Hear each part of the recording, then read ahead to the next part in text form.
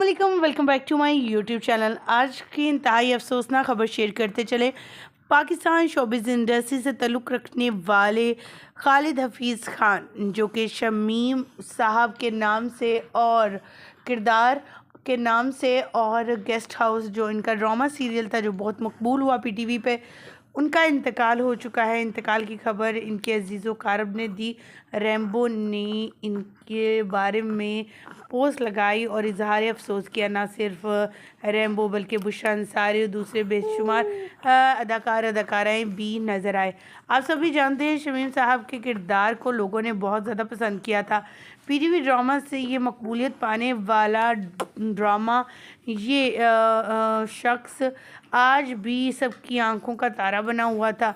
पिछले ही दिनों अभी रैम्बो ने जो है इनके जो है इंटरव्यू भी किया था और इनकी सेहत के बारे में पूछा था कि उनकी सेहत इतना फ़िट होने का क्या राज है। तो उन्होंने अपनी वीडियो में इसके बारे में तफसीलात बयान की थी।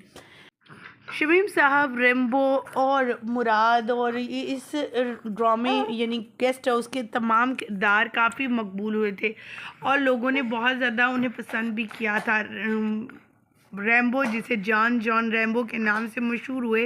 रैम्बो का असल नाम कुछ और था, लेकिन उन्हें रैम्बो की वजह से आज भी मकबूलियत हासिल है। और इसी तरह इनका खालिद हाफिज़ खान साहब जो हैं, उनका किरदार शमीम साहब जो है इतना मकबूल हुआ कि आज भी इन्हें शमीम साहब के नाम से जाना जाता है, पसंद किया जाता है।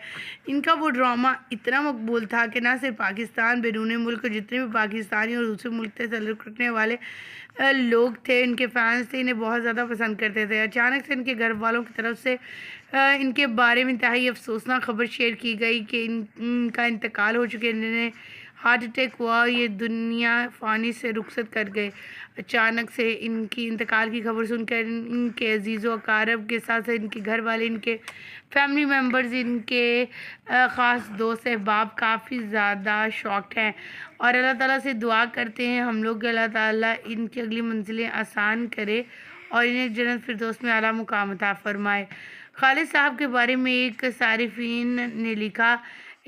ने लिखा कि अल्लाह ताला इन्हें जन्नत फिरदौस में जगह अता करे। और इनका ये ड्रामा गेस्ट हाउस इतना मकबूल था कि हम बचपन में इनके ड्रामे को देखते रहे हैं और आज भी अगर इन्हें देखते हैं तो लगता ही नहीं है शमीम साहब इतनी एज के हैं और माशाल्लाह इन्होंने अपने आप को इतना फिट रखा है।